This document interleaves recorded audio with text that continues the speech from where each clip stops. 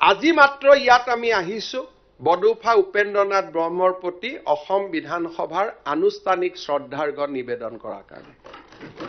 Today formally we are paying our tributes to Bodofa Upendranath ব্ৰহ্ম তেখেতে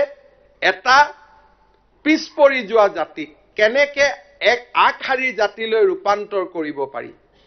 এটা নিষ্প্ৰেক্ষিত জাতি সত্তাক কেনেকৈ আটাইতকৈ উন্নত শীৰ্ষলৈ লৈ যাব পাৰি তাৰ প্ৰমাণ হিচাপে বড়ো জাতিক আজি নিৰ্মাণ কৰাৰ প্ৰেৰণা দিছিল আৰু যি ধৰণে উপেন্দ্ৰনাথ ব্ৰহ্মই বড়ো জাতিক নিৰ্মাণ কৰিলে সেই পথ যদি আমি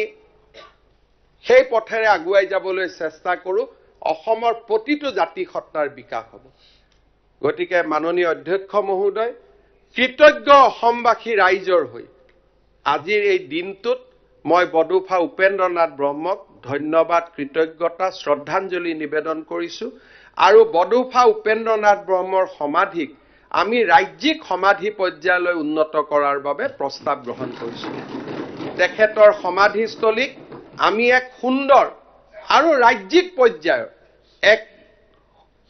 পৰ্যায়লৈ আমি লৈ গৈ আৰু তেখেতৰ জন্ম দিৱসটো ৰাজ্যিক পৰ্যায়ত ৰাজ্য চৰকাৰে সদায় দতমাত পালন কৰাৰ বাবে তেখেতৰ সমাধিত অনুষ্ঠান হিচাপে পালন কৰাৰ বাবে ৰাজ্যৰ সাংস্কৃতিক বিভাগে কাম কৰিব